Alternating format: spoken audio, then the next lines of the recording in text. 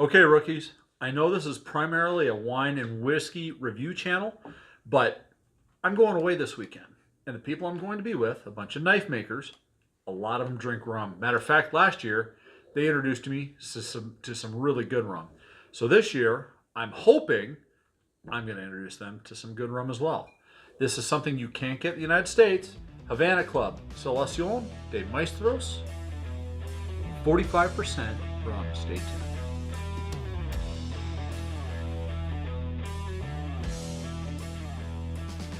All right, rookies, this is Scott with the Rookie Wine and Whiskey Review Channel. And first of all, I want to thank a friend of mine. He is a long haul, him and his wife are a team driver for the company I work with out of Atlanta. Last year, they went on a Caribbean cruise. And I had just started experimenting with some rums. And out of the blue, I just kind of said, hey, listen, if you see a particular rum or something that's kind of unsweetened, pick it up. I'd like to go ahead and give it a try. And he went above and beyond. Both him and his wife, they got me this Havana Club when they stopped in Cuba. And I got really excited. Number one, I have a soft spot for the Cuban people. I feel really bad for them. I was in the Coast Guard in the early 90s.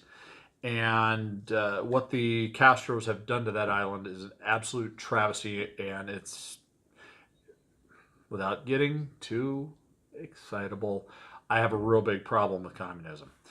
Anyways, and that's just because I saw firsthand what people did to try to get off that island, but that's neither here nor there. Anyways, this weekend I'm going to be hanging out with a bunch of knife makers. I like to collect knives, restore old axes, and the knife makers that I kind of hang around with, a lot of them are some good rum drinkers. They don't drink the spiced or sweetened rums. They like a good sipping rum, like a Kirk and Sweeney, Foursquare. And I'm hoping this is something that you cannot get in the United States. You can get it in Europe, you can get it at duty-free stations along the Caribbean, which is where Randy and his wife got it. But I'm hoping to share this with them, and I'm hoping it's really good. So let's go ahead and take a look. Now, this is one of those unsweetened rums. There's a difference between this type of rum and, say, something like a Kraken or a Captain Morgan, where those are sweetened for the general public, so you can put them in drinks, daiquiris, I believe mojitos, things like that. Whereas the unsweetened rums, you can do that with them, but it's more of a whiskey sipping type of flavor profile, where it's something that you're going to go ahead with a little sniffer glass like this, and you're just going to sniff it, and you're going to go ahead and just sip on it. So let's go ahead and let's go ahead and take a look at it first. I don't know, you guys may not be able to see this. At 90%, a lot of 90% whiskeys do not have as many legs as this, which makes me think this is going to be kind of a full-bodied, viscous rum. It has a dark amber color to it, very similar to American whiskey, which is shocking because on the label here it says exceptional rum, triple barrel aged and finished in hand selected white oak barrels by the Maestros Roneros. I'm going to assume it's extremely hard for Cubans to get American bourbon barrels to age their rum in. Number one, because of the how hard it is to get things shipped between the United States and Cuba, but also Cuba has always had a very good trading relationship with Europe, and I'm going to assume that a lot of these are going to be either Scotch whiskey barrels, or maybe even cognac or Armagnac barrels, or maybe even brandy barrels. Again, I did some research; I couldn't really find out. So let's go ahead and take a sniff of this. Wow, that's odd. I've never had. I'm smelling peach. A little bit of toffee, cinnamon. There's some spice, wood spice. I'm getting a cinnamon type of wood spice. Nutmeg, baking spices,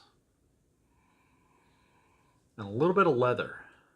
That's odd. You know, I normally don't get leather when I get cinnamon. Usually one cancels out the other. Now, the thing with rum is that because it's so much hotter down in the Caribbean, the rum is going to age a lot faster. And if you take a look at some of the rum forums and social media, there is a growing movement of to try to get some of the rum manufacturers to age state their rum and do it honestly, which means putting the youngest rum listed in their blend onto the bottle. A lot of them don't like to do that. A lot of them will put the oldest blended rum on their bottle, when in reality, you know, you may have a 23-year-old bottle of rum on the label, but because there are no real rules like there are for whiskey or wine, you could have it may stay 23 years old, but there's probably a lot more 3-year-old or 5-year-old rum in that barrel. So, and very little of the 23. But let's go ahead and take a sip of this. Boy, I love that nose. It's unique. A little bit of citrus on that nose too.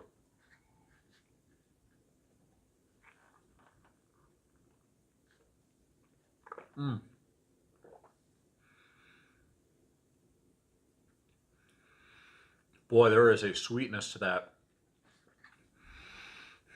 It's very light, but it's coating. The citrus, the peach, it's almost like, not molasses sugar, but what would be a light brown sugar on the front. And then it kind of coats, it starts to fade away, and that's where the vanilla takes over. So on the mid palate, it's all vanilla. On the front, I'm getting the citrus, the peach, a little bit of toffee, a little bit of brown sugar. But on the finish, I'm getting that spice. I'm getting a little bit of that oak vanilla with the cinnamon, that nutmeg, those allspices, the baking spices. Boy, this is unique. This is a unique rum. Now, I've had Foursquare, and I've had Dorley's, and I've had another rum that I'm looking forward to trying is Barbacourt, which is out of Haiti. But boy, this is unique.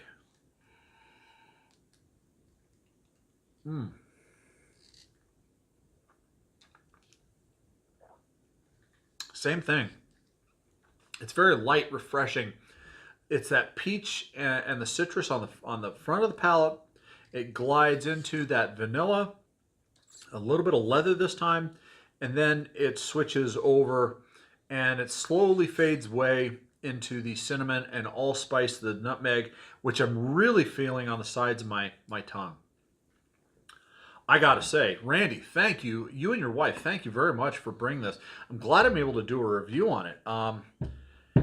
If you're traveling in Europe, or if you are, you know, in the Caribbean and you have a chance to get this rum, boy, this is shocking. The only thing is, I wish it was age stated. It is at 45% alcohol, so that's 90 proof. A lot of rums, then that's actually really good because a lot of rums will sit at the 80 proof range. Anyways, you know, I'm going to rate this.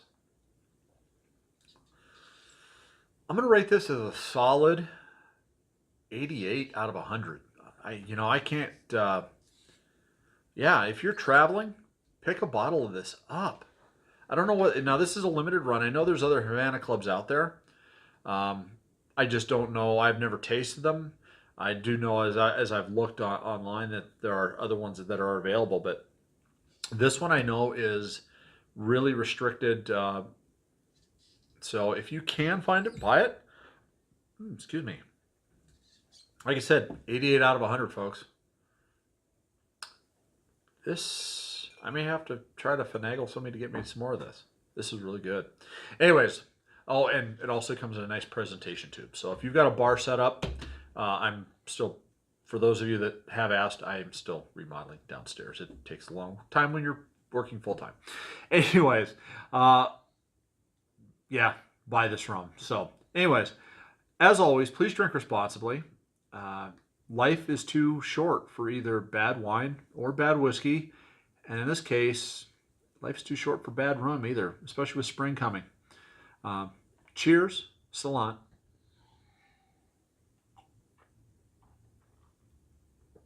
Yeah. Oh, one more thing. Please like, comment, and subscribe. And if you do like this, if you do subscribe, go ahead and hit the bell button. So I had to make sure I said that because my cameraman is behind me doing this, making me sure I realize that. Anyways, take care, everybody. Cheers. Have a great weekend. Look forward to next week's review.